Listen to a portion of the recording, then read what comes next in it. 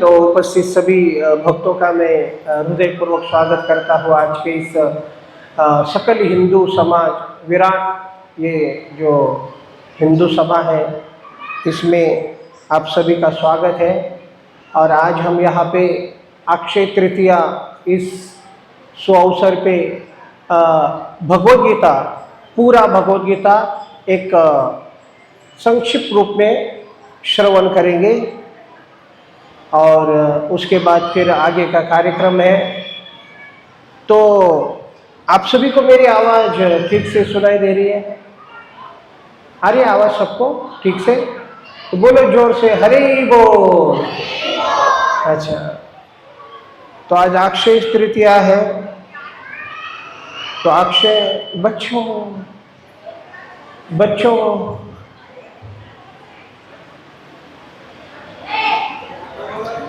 तो ये बहुत ही अक्षय तृतीया बहुत ही विशेष दिन है। अक्षय तृतीया के दिन बताया गया है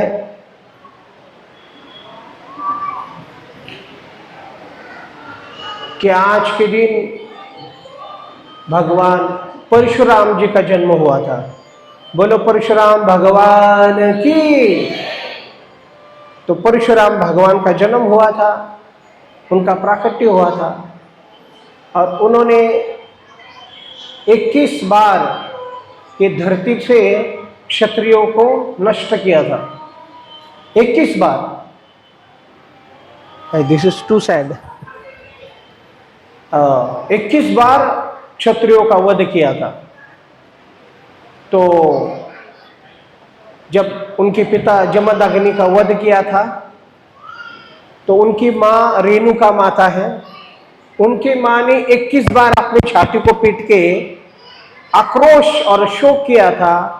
परशुराम जी आए और माता को वचन दिया कि तुमने जितनी बार छाती को पीटा है उतनी बार मैं इस धरती से क्षत्रियों का नाश करूंगा। क्यों? क्योंकि क्षत्रिय अधर्मी हो गए और जब कोई अधर्मी हो जाता है तो सबसे पहला घात स्त्रियों के ऊपर होता है और जब स्त्रियां नष्ट होती है तो पूरा कुल नष्ट हो जाता है, ऐसा गीता में भगवान कहते हैं। तो 21 बार क्षत्रियों का वध किया था। तो ये ब्राह्मण है लेकिन फिर भी हाथ में परशु रखते। क्या रखते हैं? परशुराम उनको कहा जाता है। बोलो परशुराम भगवान की। और बताया जाता है इसी दिन अक्षय तृतीया के दिन गंगा माता इस धरती पे प्रकट हुई थी। बोलो गंगा मैया की। तो इस दिन इतना कठिन परिश्रम करने के बाद गंगा माता तो भगीरथी इन्होंने प्रार्थना किया था गंगा माता को और इतना प्रार्थना करें उनका पूरा परिवार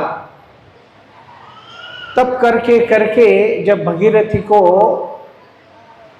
गंगा माता ने दर्शन दिया तो गंगा माता ने उनको पूछा कि मैं धरती के ऊपर प्रकट होने के लिए तैयार हूं, लेकिन जब मैं धरती पे प्रकट होंगी तो सारे पाप जो पापी लोग हैं वो मुझ में स्नान करके अपना सारा पाप मेरे अंदर छोड़ देंगे, तो मैं कैसे पवित्र होंगी? तब भगीरथी ने कहा था कि जब भक्त वैष्णव और संत आकर आप में स्नान करेंगे तो सारे पाप आपके पवित्र हो जाएंगे, शुद्ध हो जाएंगे। तो गंगा माता का आज प्राकट्य हुआ है और आज के दिन ही व्यासदेव जी के द्वारा महाभारत बताया गया गणेश जी को और गणेश जी ने वो लिखा है। तो इस तरह से और आज के दिन बद्रीनाथ भगवान का पट खुलता है। बोलो बद्रीनाथ भगवान की। और इस तरह से अलग अलग बहुत सारी चीजें हैं। आज के दिन भगवान विष्णु की जो पत्नी है लक्ष्मी माता, उनकी पूजा भी की जाती है। और आज के दिन कोई भी नया व्यवसाय शुरू करना है तो वो कर सकते हैं, क्योंकि आज के दिन बहुत शुभ होता है। इस दिन दान का महत्व भी बताया गया है कि अन्न जल वस्त्र, इसका तो हमारे मंदिर में पूरा माताएं आती है, जल का घड़ा भर के लाते हैं, शुद्ध और ठंडा जल भगवान को अर्पण किया जाता है। और आज से अपने मंदिर में चंदन यात्रा शुरू होती है, भगवान को चंदन लगाया जाता है उनको ठंडक देने के लिए। और इस तरह से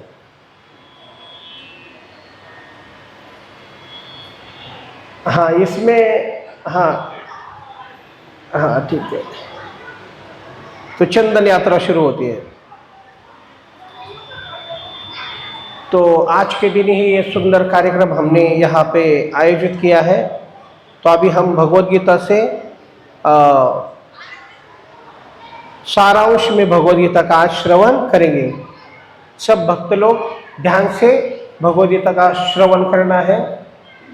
तो आज के दिन ये श्रवण का बहुत ही विशेष महत्व है, और विशेष करके भगवद गीता जो साक्षात भगवान के मुख से निकली है।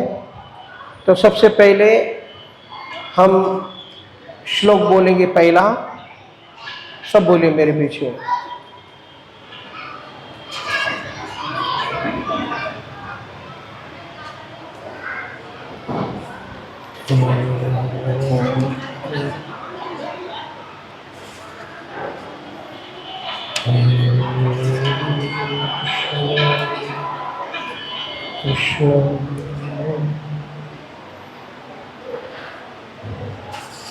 कृष्ण कृष्ण हरे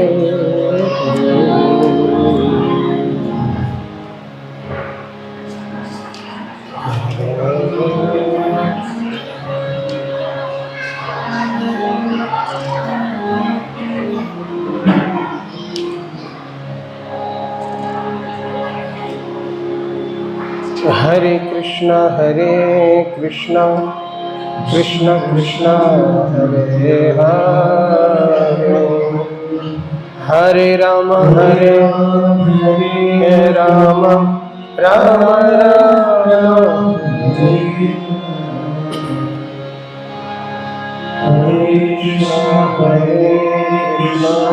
कृष्ण कृष्ण हरे हरे, हरे राम राम राम हरे। सब मेरे पीछे बोले सब। मलिने मोचनम पुंसा जल स्नानम दिने दिने सकृत गीता अमृत स्नानम संसार मल नाशनम। तो गीता का महात्म्य शंकराचार्य बताते, वो कहते हैं कि हम रोज स्नान करते पानी से जल से, हमारा शरीर पवित्र होता है, शुद्ध हो जाता है। लेकिन हम जल से स्नान करते हैं, शरीर पवित्र हो जाता है, लेकिन अंतःकरण पवित्र नहीं होता है। तो जीवन में अगर स्नान करना है तो अंतःकरण का स्नान होना चाहिए। अंतःकरण का स्नान जब तक नहीं होता तब तक भगवान का दर्शन और भगवान की अनुभूति और भगवान की भक्ति प्राप्त नहीं होती। शरीर को कितना ही पवित्र करो, शरीर तो नश्वर है, लेकिन आत्मा को पवित्र करना है। और इसलिए उस आत्मा को पवित्र करने के लिए आदि शंकराचार्य कहते हैं सबसे बड़ा स्नान गीता का किया जा सकता है। बोलो श्रीमद् भगवद गीता की। और इसलिए हर घर में भगवद गीता होनी चाहिए, और उसका अध्ययन भी जो संस्कृत में आता है तो कम से कम मराठी में अनुवाद पढ़ना चाहिए। और आज अगर हम गीता नहीं पढ़ेंगे आज अगर हम गीता को महत्व नहीं देंगे तो ऐसा समय आएगा जो हमें इतना भयभीत करेगा कि उस भय की कोई सीमा नहीं होगी। गीता पढ़ने से व्यक्ति निर्भय हो जाता है। क्या हो जाता है? निर्भय हो जाता है। अब ये गीता इसीलिए बताई गई है। हाँ, सब बोली, एकम शास्त्रम देवकी पुत्र गीतम एको देवो देवकी पुत्र एव एको मंत्रस्य तस्य नामानि यानि कर्माप्य एकम तस्य देवस्य सेवा। तो आदि शंकराचार्य कहते हैं कि सारे जगत के लिए एक ही शास्त्र परिपूर्ण है और वो है देवकी के पुत्र भगवान श्री कृष्ण के द्वारा बताई गई गीता। गीता भगवान के मुख से निकली है, गंगा भगवान के चरणों से निकली है, लेकिन गंगा से भी श्रेष्ठ गीता बताई गई है। क्यों? गंगा में स्नान करने से पाप नष्ट होते हैं। गंगा में स्नान करने से पाप नष्ट होते हैं। गंगा में स्नान करने से पाप नष्ट होते हैं, लेकिन व्यक्ति पाप छोड़ता, वो गंगा में स्नान करके वापस आके पाप करता है। ऐसा क्यों होता है? क्योंकि गंगा पाप नष्ट कर सकती है, लेकिन पाप की प्रवृत्ति नष्ट नहीं कर सकती। पेड़ कट जाएगा लेकिन जड़ रह जाएगी, तो बारिश गिरेगी, पेड़ फिर से उगेगा। तो पाप नष्ट होना ठीक है, लेकिन उसके साथ साथ हमारी प्रवृत्ति भी नष्ट होनी चाहिए। इसलिए सभी जगत के लिए भगवद गीता ही सबसे श्रेष्ठ ग्रंथ है। एक शब्द, एको देवो तस्य देवकी पुत्र एव। सारी जगत के लिए एक ही भगवान हो, और वो कौन हो? श्री कृष्ण गोविंद हरे मुरारी, हे नाथ नारायण वासुदेवा। श्री कृष्ण श्री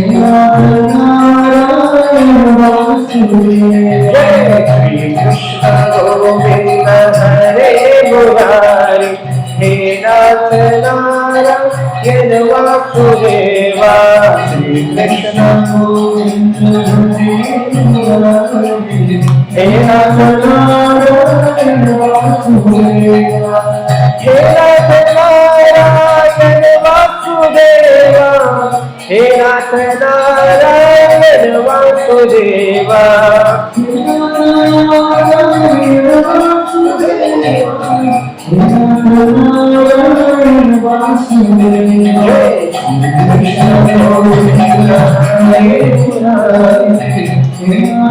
नारायण वासुदेवा। जय श्री कृष्ण।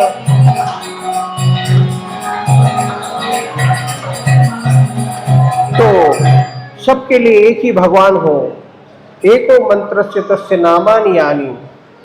और सारे जगत के लिए एक ही मंत्र हो, और वो कौन सा है? भगवान का नाम। हरे कृष्णा कृष्णा कृष्णा हरे हरे, हरे राम राम राम हरे हरे, हरे कृष्णा कृष्णा हरे हरे, हरे राम राम हरे हरे,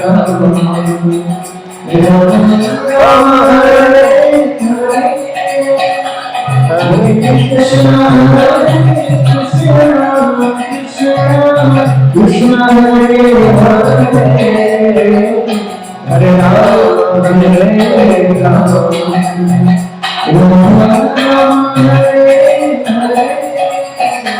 श्री कृष्ण भगवान की और एक ही सेवा, भगवान की सेवा। तो इस तरह से शंकराचार्य गीता के बारे में बोलते हैं, भगवान के बारे में बोलते हैं। अभी वो गीता में प्रवेश करते हैं। पहला श्लोक, धृतराष्ट्र उवाच, सब बोले, धर्म क्षेत्रे कुरुक्षेत्रे समवेता युयुत्सव मामका पांडवा चैव किम कुर्वत संजय। ये पहला श्लोक है। हाँ, ये पहला श्लोक है। शुरुआत कैसी होती है? धर्म, कहाँ से? बोलो, धर्म कहाँ से शुरू होती है? धर्म से शुरू होती है। अभी मैं आपको बताता हूँ। अभी अंतिम श्लोक दिखाता हूँ मैं आपको, एंड का श्लोक। सब बोले, यत्र योगेश्वर कृष्ण यत्र पार्थ धनुर्धर तत्र श्री विजयो भूतिर्ध्रुवा मतिर्मम। तो पहला शब्द है धर्म और अंत का शब्द है मम। क्या? धर्म और मम। ध्यान से सुनो, यही गीता है। धर्म मम, धर्म से शुरू होता है और मम मतलब मेरा। क्या? मेरा। और बीच में कौन बोल रहा है? श्री भगवान वाच, भगवान श्री कृष्ण बोल रहे हैं। धर्म से शुरू होता है और मम में एंड होता है। बीच में जो भी बताया गया है भगवान बोलते ये मेरा धर्म है, और जो भी इसको पालन करेगा वो मेरी प्राप्ति करेगा। बोलो श्री कृष्ण भगवान की। और इसीलिए भगवद गीता हमें जानवर से मनुष्य बनाती है। क्या बनाती है? हाँ, तो यहाँ पे बताया गया है। भगवद गीता का उद्देश्य क्या है? भगवद गीता का उद्देश्य है मनुष्य को अंधकार से मुक्त करना और प्रकाश में लाना। बोलो सब, असतो माम सद्गमयो तमसो माम ज्योतिर्गमयो और मृत्युर्माम अमृतम गमयो। अंधकार से निकलो, प्रकाश में जाओ। मृत्यु लोक से निकलो और अमृतत्व में जाओ, और असत्य से निकलो और सत्य में जाओ। और यही हमारा सत्य सनातन धर्म है। तो जो सत्य सनातन धर्म है उसकी शिक्षा यह है कि अंधेरे में मत रहो, अज्ञान में मत रहो, प्रकाश में जाओ। और इस अज्ञान को क्या कहते हैं? मोह। क्या कहते हैं? मोह। अज्ञान ही मोह है। और इस मोह को ही भगवान गीता के माध्यम से खंडित करते हैं, नष्ट करते हैं। तो सबसे पहले आता है धर्म क्षेत्रे कुरुक्षेत्रे समवेतः युयुत्सवः मामकः पांडवा चैव किम कुर्वतः संजय।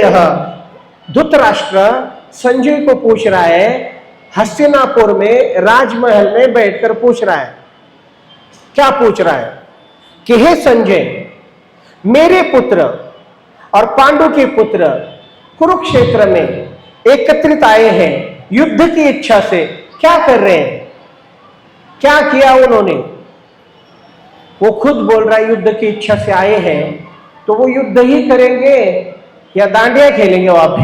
हाँ, युद्ध ही करेंगे ना। तो ये प्रश्न क्यों पूछ रहा है?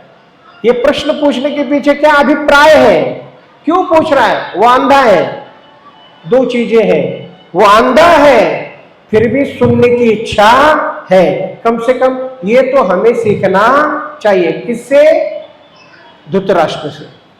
सुनने की इच्छा। जो सुनता है वही आगे बढ़ता है, जो नहीं सुनता, नहीं बोलूं, वो यही रह जाता है। जो सुनेगा वो आगे बढ़ेगा। तो हमें सत्य, हमारा जो धर्म है वो यही सुख सिखाता है कि हमें 2 कान दिए हैं, कितने, और मुंह कितना है, कितना है, देखिए मुंह 1 है और कान 2 है। इसका अर्थ क्या है, कम बोलो और ज्यादा सुनो। लेकिन हमारा होता क्या है, हम सुनते ही नहीं और हमारे पास माँ बाप आके बोलते हैं कि हमारे बच्चे हमारा सुनते नहीं। घर में हमारा कोई सुनता ही नहीं, क्यों सुनेंगे, आपने सुना क्या, नहीं। तो इस संसार में जो सुनता है ना, वही आगे बढ़ता है, वही प्रगल्भ होता है, वही बुद्धिमान होता है और वही यशस्वी होता है। हरे कृष्णा कृष्णा कृष्णा हरे हरे, हरे राम राम राम हरे। इसलिए भगवद गीता शुरुआत होती है श्रवण से। बताओ कि हुआ क्या। अभी तक बोलते हैं, संजय बोलते हैं कि हे महाराज, वो पांडवों की सेना देखकर दुर्योधन आचार्य के पास गया, द्रोणाचार्य के पास, और द्रोणाचार्य के पास जाके दुर्योधन कहता है कि पश्येताम पांडुपुत्राणाम आचार्य महति चमुम व्यूढ़म द्रौपद पुत्रेण तव शिष्येन धीमता। हे आचार्य, आप देखो ये जो सेना खड़ी हुई है ना, ये आपके शिष्य द्रौपद पुत्र धृष्टद्युम्न के द्वारा कितनी सुसज्जित होकर आई है। ऐसा चक्रव्यूह बनाया है कि हम तोड़ नहीं पाएंगे। और ये आपकी गलती है कि आपने उस व्यक्ति को शिक्षा दी है जो आपका ही वध करने के लिए जन्म लिया है, धृष्टद्युम्न है। दुर्योधन को डर लग रहा है और उस डर को व्यक्त नहीं कर पा रहा है, इसलिए द्रोणाचार्य के पास जाकर बोल रहा है कि ये भयानक सेना देखो, आपके शिष्य ने ये सेना क्या की है, आयोजित की है। और इस तरह से बोलकर यहाँ पे भीष्मदेव शंख बजाते हैं और भीष्मदेव ने जैसे ही शंख बजाया, सभी के हृदय में हर्ष हुआ। कि दुर्योधन का हर्ष देने के लिए भीष्म ने शंख बजाया है। अभी सब कौरवों ने शंख बजाया, उसके बाद पांडवों ने शंख बजाया। तो सबसे पहले भगवान ने शंख बजाया और अर्जुन ने शंख बजाया। गीता में उनके शंख को दिव्य कहा गया। क्या कहा गया, दिव्य। तो भगवान के संपर्क में जो भी चीज आती है वो दिव्य हो जाती है।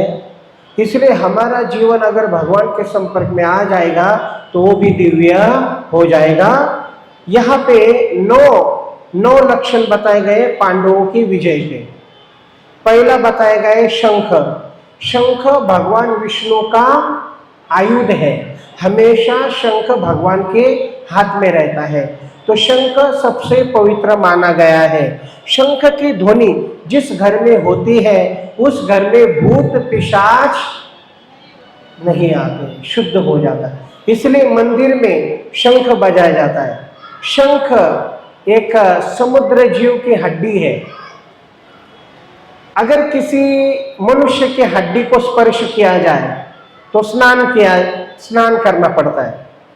कुछ लोग बोल सकते हैं, जैसे अंग्रेज लोग आए थे, उन्होंने बोला कि आपके वेदों में लिखा है कि मुर्दे को स्पर्श किया तो स्नान करना पड़ता है, लेकिन उसी मुर्दे के जो शंख है वो आप मंदिर में रखते हो।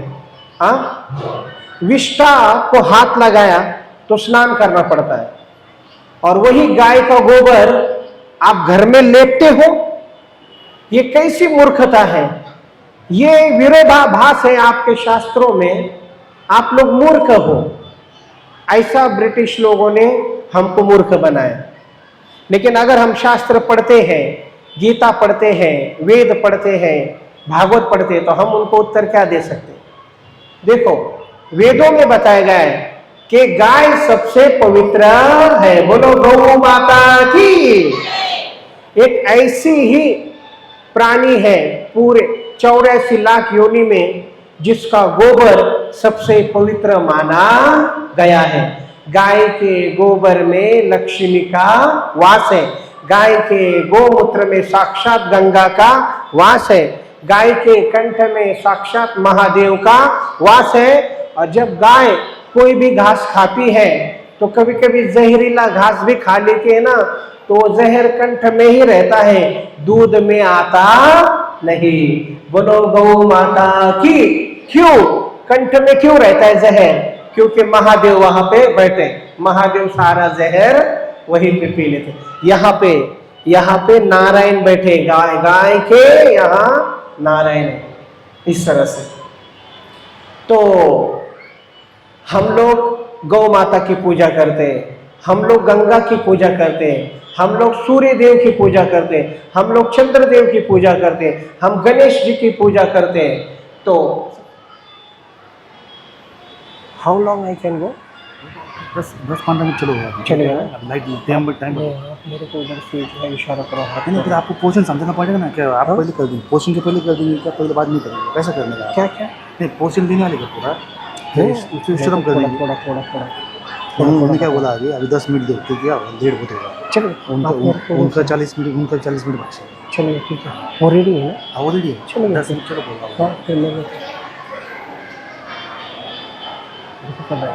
चलो। हरे कृष्ण। तो गंगा का पूजा हम करते हैं, तो ये सब वैज्ञानिक दृष्टि से अगर देखा जाए तो ये जो सूर्य है, सूर्य के ऊपर किसी का अधिकार है? सूर्य को कोई बोल सकता है कि तू अस्त हो जा, सूर्य को कोई बोल सकता है कि तू प्रकट हो जा? नहीं। वो सूर्य नारायण है। कौन है? सूर्य नारायण है। तो सारे शास्त्र में सब कुछ वैज्ञानिक दृष्टि से दिया गया है। गंगा माता का जल लेके आओ, घर में रखो, 1 साल तक रखो, वो पानी सड़ेगा नहीं। गौ माता के गोबर में एंटीसेप्टिक प्रॉपर्टीज है, ये वैज्ञानिक लोग अभी बता रहे हैं, लेकिन हमारे वेदों में पहले ही बताया जा चुका है। वैज्ञानिक लोग बोल रहे थे, कुछ लोग बोलते हैं कि धरती चपटी है। कैसी है? चपटी है, एक कॉइन के समान है। मतलब आप ऐसे चलते चलते जाएंगे, एक पॉइंट पे आप गिर जाएंगे। लेकिन बाद में पता चला कि धरती चपटी नहीं है, वो कैसी है? गोल है। और हमारे शास्त्रों में पहले बताया भू गोल, पहले बताया, भू एक शब्द में बताया।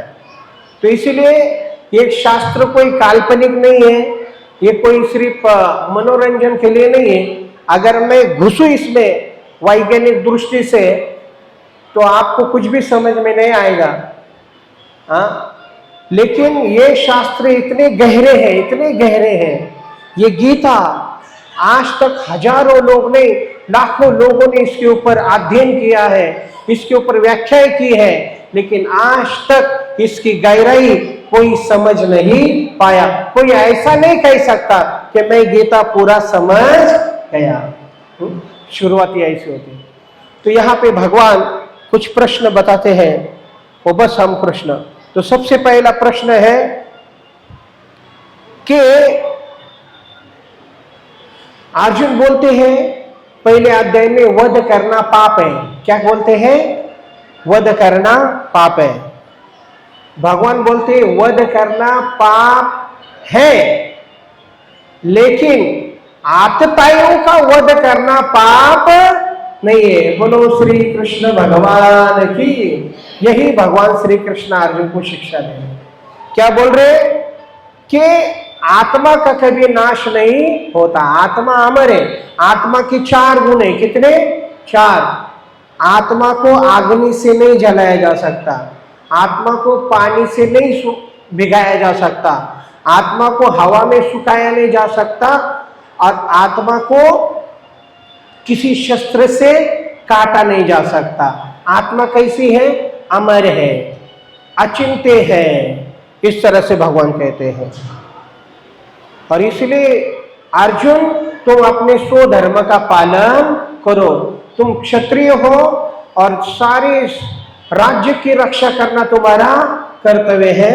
इसलिए तुम्हें अपने धर्म का पालन करना चाहिए, क्योंकि ये लोगों ने बड़ी सभा में एक स्त्री को नग्न करने का प्रयास किया था। ये लोग जीने के लायक नहीं है।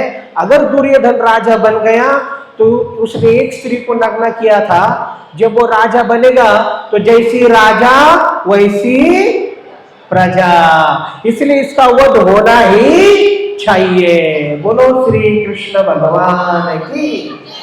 और इसलिए भगवान रामचंद्र जब वनवास को गए, उन्होंने सारा राज्य छोड़ा, सब कुछ छोड़ा, लेकिन शस्त्र नहीं छोड़े।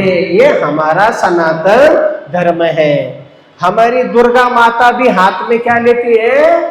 आयुध लेके चलती है, क्योंकि जानवरों की कोई धर्म नहीं होता है।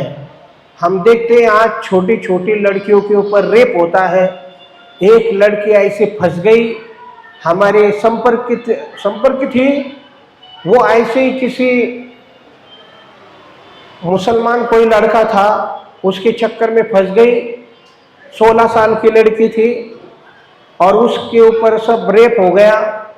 अब ब्लेड से उसके घुटने काटे गए। किससे? ब्लेड से ऐसा काटा, पूरा काटा ब्लेड से, फिर पैर अलग कर दिए और ट्रेन के पटरी के ऊपर फेंक दिया, सिर्फ अपनी वासना को पूरा करने के लिए। नहीं होने दो ये लड़के, अभी कोई तो 300-350 वीडियो बनाए एक लड़के ने। हाँ, तो वासना को कंट्रोल करना चाहिए, और वासना के अधीन होकर फिर ऐसे कुकर्म करके फंस जाते हैं लोग। मरो। हाँ, ब्लेड से काटा होगा, कैसा दुख होगा वहां। तो इसलिए भगवान गीता में बोलते हैं कि काम को नियंत्रण करो, क्रोध को नियंत्रण करो, लोभ को नियंत्रण करो। अपनी तुच्छ कुत्ते जैसी वासना के लिए लोग किस हद तक जाते हैं। अरे वो गटर में कीड़े भी मर जाते हैं। इसलिए हमें धर्म का पालन करना चाहिए।